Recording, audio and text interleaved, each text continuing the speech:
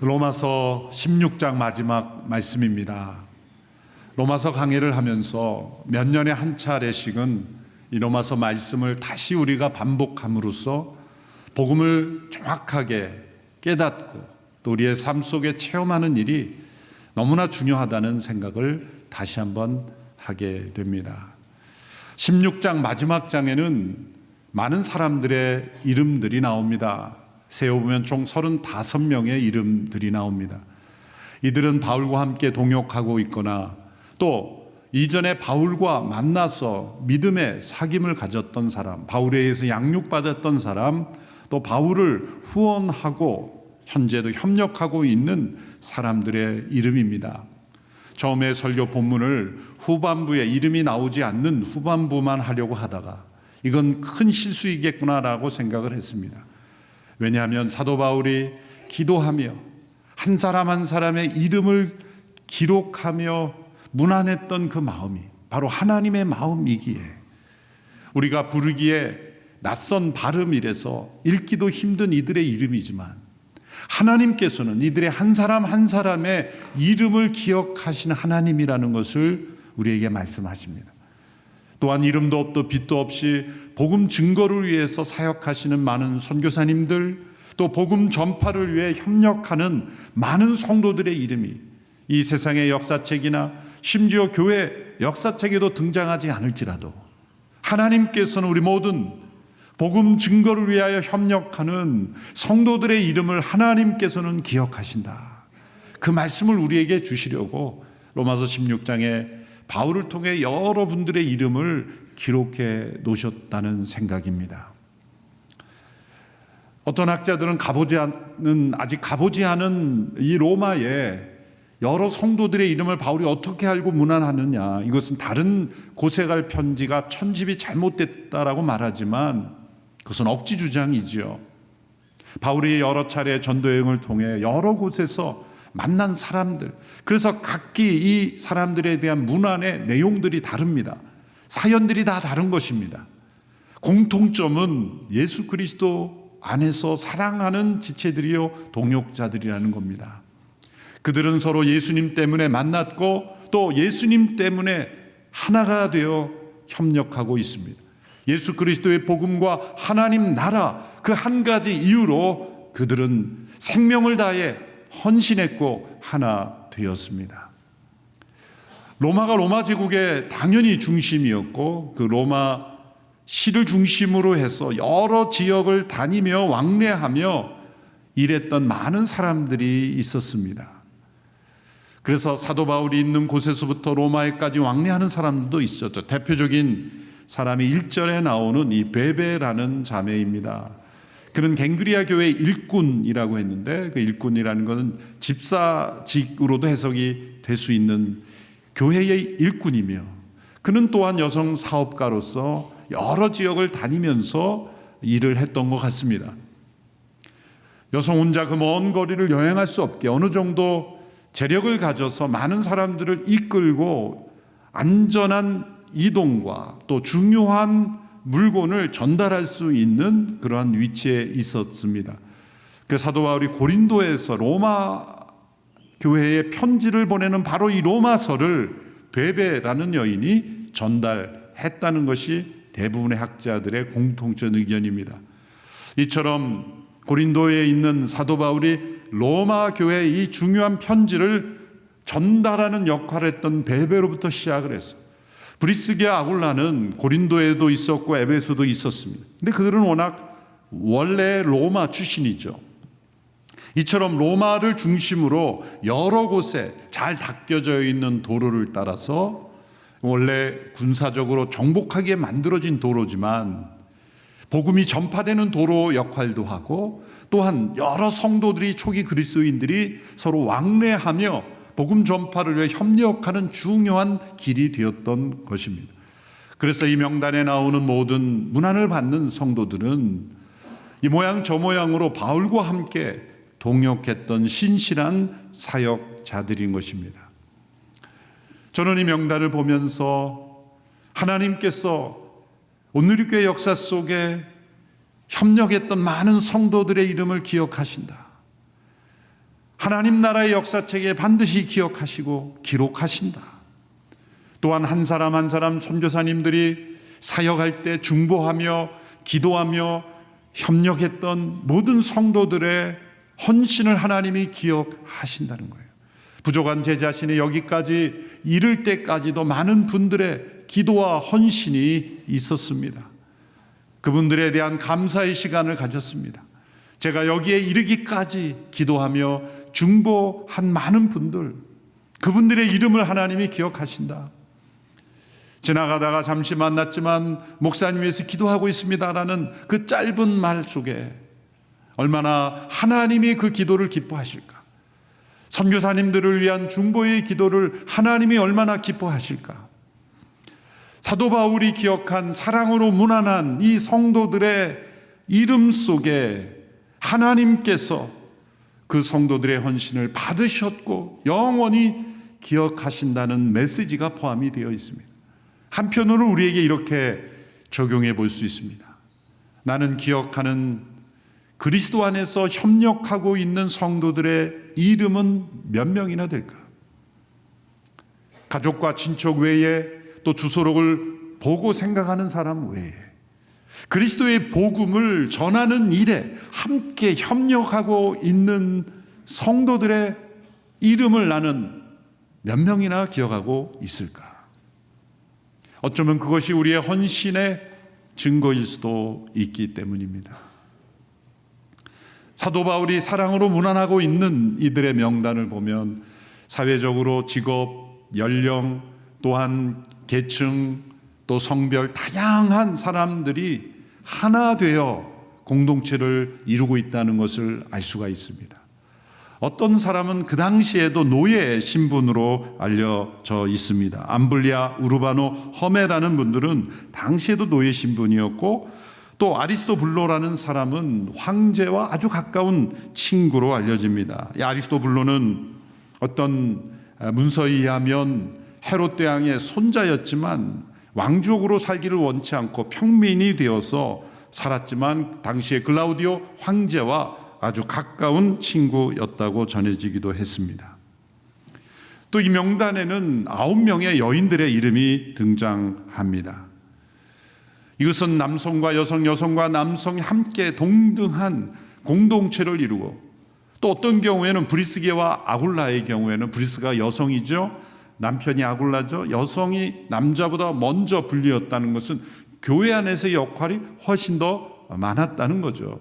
우리 성도들 가운데 어떤 분은 남편분이 교회에 더 열심히 하고 여성분이 뒷받침하기도 하지만 어떤 분은 여성이 더 먼저 많이 하고 또 교회 안에서는 누구의 남편으로 불리는 그런 분들도 있잖아요. 브리스게 아굴라가 그런 경우였다는 거죠.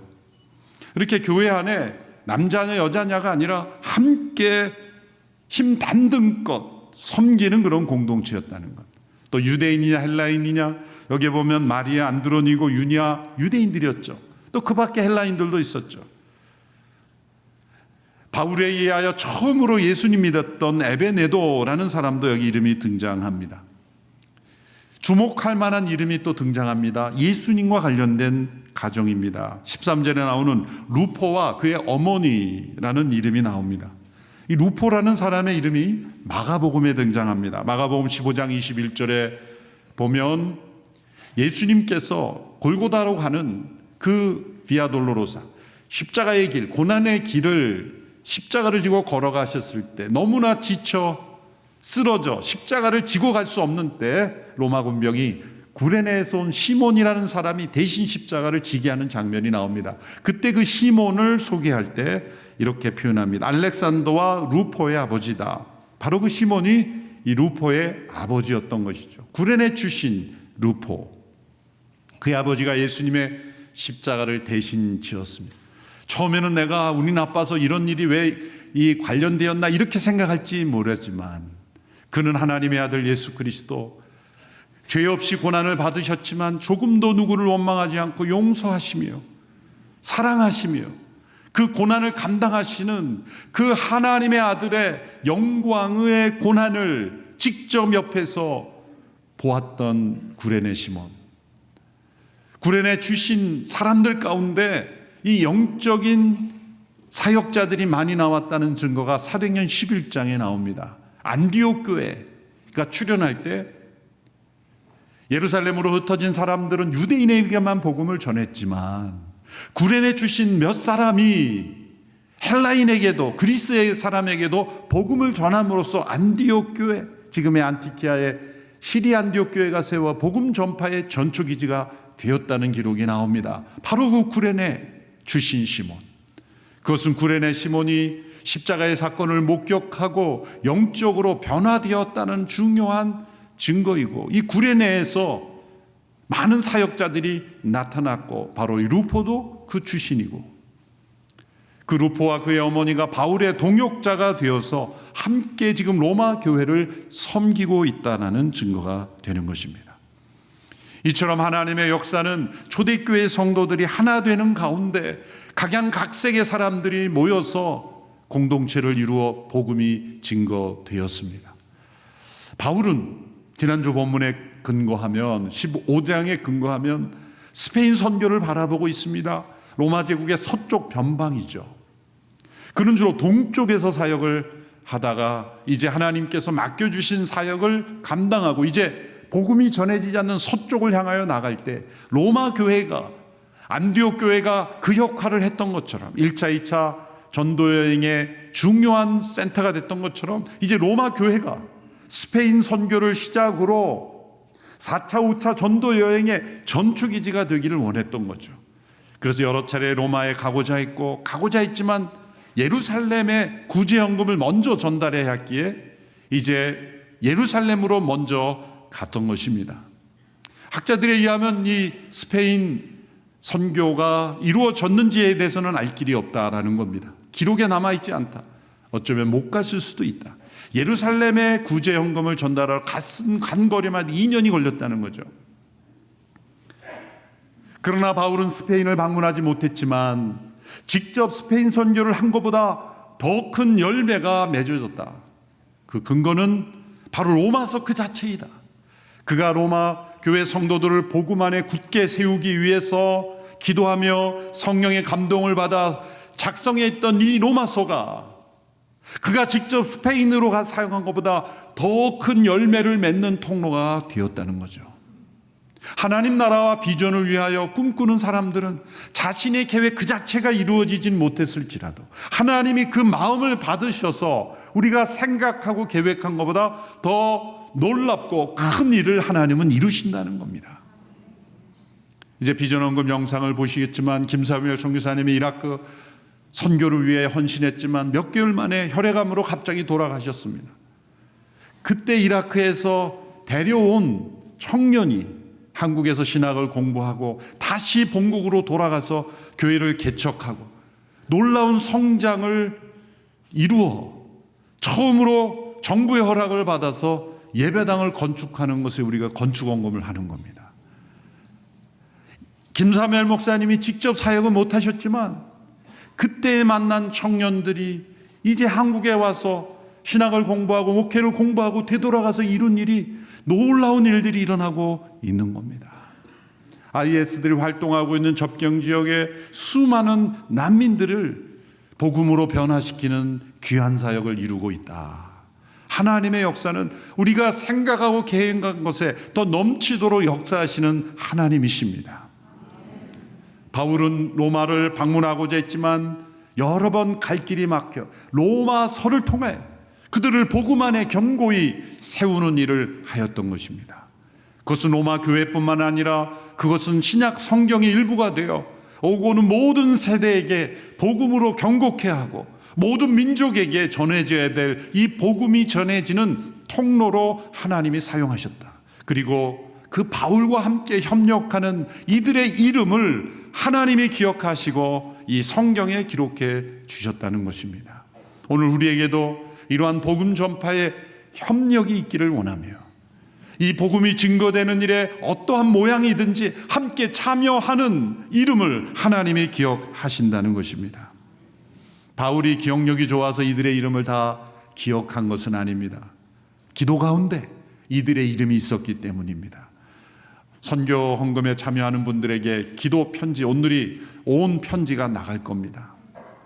매일매일 기도 제목이 나옵니다. 얼마나 소중한 기도의 제목인지요. 생명의 삶과 함께 꼭 우리 성도들에게는 선교사님들의 기도 편지가 생명의 삶과 함께 꼭 책상 위에 놓여 있게 되기를 바랍니다. 아멘 소리가 시원찮네요. 꼭 아멘을 해야 되는 것은 아닙니다. 겉면이니까. 그렇지만 우리 선교지에서 온 소식들을 소중하게 생각하고, 그리고 1년에 한 차례 우리 선교사님들의 간증을 집을 내죠. 연초에. 얼마나 귀한 간증인지 모릅니다. 사도행전 29장의 역사들이에요. 바울 시대에 이러한 일들이 이런 것처럼 오늘 이 시대에도 바울과 함께 동역했던 그들과 같은 이들이 오늘 이 시대에도 있습니다. 전 세계에 사역하고 있는 귀한 우리 선교사님들의 모든 활동들이 하나님이 주목하시고 기억하시고 또 함께 기도하는 모든 협력자들을 하나님이 축복하십니다. 이렇게 사랑의 문안만 있는 것이 아니라 이제 바울은 날카로운 엄한 경계도 합니다. 왜냐하면 그리스도의 몸을 무너뜨리고 하나님의 복음이 증거되지 못하게 하기 위하여 회방하는 끊임없는 사단의 역사가 있기 때문이죠. 17절 18절의 말씀을 함께 읽겠습니다. 시작. 형제들이여, 내가 여러분에게 권합니다. 여러분은 배운 교훈의 역행에 분열을 일으키고 회방하는 사람들을 경계하고 그들을 멀리 하십시오. 그런 사람들은 우리 주 그리스도를 섬기지 않고 자기 배만 채우며 그럴듯한 말과 아첨하는 말로 순진한 사람들의 마음을 현혹합니다. 어느 시대 또 어떤 교회이든지 복음의 교훈을 역행하여 사단의 종로로 타는 이들이 있어 왔습니다. 사람들의 마음을 현혹시키고 거짓된 교훈으로 자기를 따르게 하는 이들이 있습니다.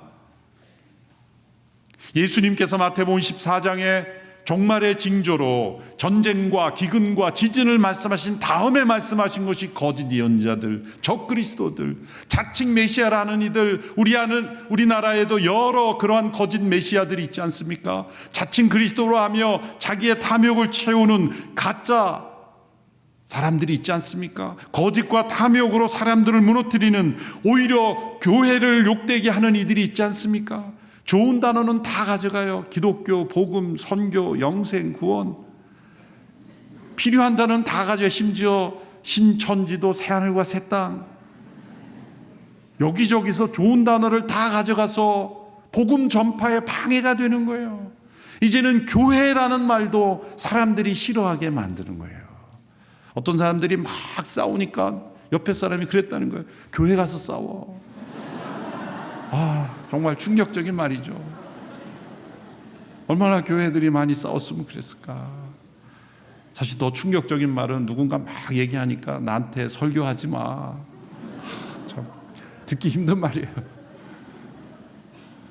설교의 권위가 얼마나 추락이 됐으면 불필요한 말을 하면 설교하지 말라 그러고, 싸우면 교회 가서 싸우라 그러고. 사실은 이게 진짜 교회, 진짜 설교, 진짜 선교 때문에 그렇게 된 게 아니잖아요.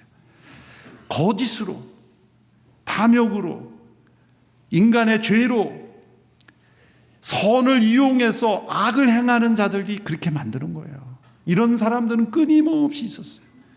거짓으로 현혹하는 이런 이단 사이비 뿐만 아니라 우리 안에도 그런 일들이 있을 수 있기에 엄히 우리 자신에게도 경계하고 있는 말씀입니다. 19절 20절의 말씀 같이 읽겠습니다. 시작. 여러분의 순종이 모든 사람에게 알려지고 있어 나는 여러분으로 인해 기뻐합니다. 나는 여러분이 선한 일에는 지혜롭고 악한 일에는 순진하기를 바랍니다. 평강의 하나님께서 속히 사탄을 여러분의 발 아래서 짓밟히게 하실 것입니다. 우리 주 예수의 은혜가 여러분과 함께 하기를 빕니다. 선한 일에는 지혜롭고 악한 일에 순진하라, 미련하라 말씀하셨습니다. 이 지혜는 중립적인 것입니다. 선한 일에 사용될 수도 있고 악한 일에도 사용될 수가 있는 거예요. 지혜는 은사와 같아서 쓰면 쓸수록 더 발전하는 거죠. 우리가 선한 교훈으로 선한 지혜를 계속해서 체험하지 않으면 하나님께서 우리 인간에게 주신 능력이 악에 자꾸 사용되는 거죠. 그래서 선한 일엔 미련하고 악한 일에 지혜롭게 될 수가 있는 겁니다. 선한 일에 지혜롭고 악한 일에 순진한 자들이 되는 것, 하나님의 나라의 백성이 복음 역사에 헌신할 때 계속해서 더 선한 일, 더 기뻐하시는 일, 더 복음이 전해지는 일에 우리의 삶을 드리고 연구하고 실천할 때 선한 일에 지혜롭고 악한 일에 순진하게 됩니다. 그 이유가 무엇입니까? 하나님께서 언젠가 그 사단을 성도들의 발로 완전히 밟을 수 있는 날을 허락하시기 때문입니다. 창세기 3장 15절의 말씀대로 예수 그리스도께서 오셔서 사단을 그 머리를 부수심으로 완전한 승리를 이루셨습니다. 예수님은 머리를 부수셨고 사단의 머리를 부수셨고, 우리 성도들은, 예수님을 믿는 성도들은 그 사단을 발로 밟는 거예요. 승리를 누린다는 겁니다. 승리를 체험하며 살아갈 수 있게 하신다. 그러므로 복음으로 살아가는 성도들은 사단을 밟고 살 수 있는 거예요. 사단은 우리가 밟을 존재입니다. 대화의 상대가 아닙니다. 어떤 사람들은 세상의 악도 알아야 악을 피할 수 있지 않냐? 거짓말입니다. 악은 모든 모양이라도 버리라고 말씀했습니다. 악은 연구할 필요가 없는 것입니다. 사단은 끊임없이 사람들을 악으로 이끌고 가 같이 멸망하도록 그렇게 하려고 하지만, 복음 안에 견고하게 서 있는 성도들은 선한 일에 더 지혜로움으로 복음이 전해지는 일에만 온전히 쓰임받아야 합니다. 로마서의 결론은 복음에 대한 장엄한 선언으로 끝납니다. 마지막 구절이니까 우리 한 목소리로 25절에서 29절 읽겠습니다. 시작. 하나님께서는 내가 전하는 복음과 예수 그리스도에 대한 선포를 따라 그리고 비밀의 계시를 따라 능히 여러분을 견고하게 하실 수 있습니다. 이 비밀은 영원 전부터 감춰져 오다가 이제는 나타나게 됐으며 영원하신 하나님의 명령에 따라 예언자들의 글로 인해 믿고 순종하게 하시려고 모든 민족에게 알려지게 됐습니다. 오직 한 분이신 지혜로우신 하나님께 예수 그리스도로 인한 영광이 영원 무궁하기를 빕니다. 아멘. 로마서의 주제는 복음입니다. 복음은 예수 그리스도를 통해 구속하시는 하나님의 계획입니다. 과거에는 비밀스럽게 나타났지만, 예언자들을 통해 부분적으로 나타났지만, 이제 예수 그리스도 안에서 밝히 드러났고 완전히 드러났고 이제 모든 사람에게 알려졌고 또 계속해서 알려져야 합니다. 복음은 어떤 인간이 만들어낸 사상이 아닙니다. 새로운 통찰력이 아닙니다. 어떤 집단이 만들어낸 사상도 아닙니다. 이 복음은 영원하시며 전능하시며 선하신 하나님의 계획입니다. 삼위일체 하나님의 아이디어입니다. 스스로를 희생하시고 낮추시고 사랑으로 우리를 구원하신 하나님의 능력입니다. 어떤 세상의 사람이 역사 속에 사람들을 변화시키는 계획을 세우고 자신을 희생하며 수많은 역사를 이루면서 할 수 있겠습니까? 불가능한 것입니다. 복음은 모든 믿는 자를 구원하시는 하나님의 구원의 계획이며 예수 그리스도를 통해서 구원하시는 하나님의 능력이기에 이 복음을 믿는 자는 구원을 받으며 변화가 되며 또 하나님의 살아계심을 체험하며 복음을 온 세상에 전함으로 이 마지막 종말이 다가왔을 때, 사단이 완전히 짓밟아져 무저갱으로 떨어질 때 그 사단에 휩싸여 악의 무저갱으로 떨어지지 아니하고 영원한 하나님의 나라에 들어가는 영혼들이 더 많아지도록 하나님은 구원 역사를 베풀고 계십니다. 이 역사에 함께 참여하는 믿음의 동역자들이 되기를 바랍니다. 로마서 16장에 나오는 많은 이름들처럼 온누리교회 모든 성도들의 이름이 하나님 나라 복음의 역사에 잘했다 칭찬받는 그러한 공동체의 일원으로 우리 온누리교회 성도들이 이름이 기록되는 은혜가 있게 되기를 축원합니다. 기도하겠습니다. 살아계신 하나님, 로마서의 축복 가운데 살게 하시니 감사합니다. 우리에게 구원을 주시는 하나님의 능력을 체험하게 하시니 감사합니다. 이 복음 안에 더욱 견고한 믿음 되게 하시고 복음이 온 세상에 전해지는 일에 더욱 기쁘게 헌신하며 살아가는 저희들 되게 하옵소서. 예수님의 이름으로 기도하옵나이다. 아멘.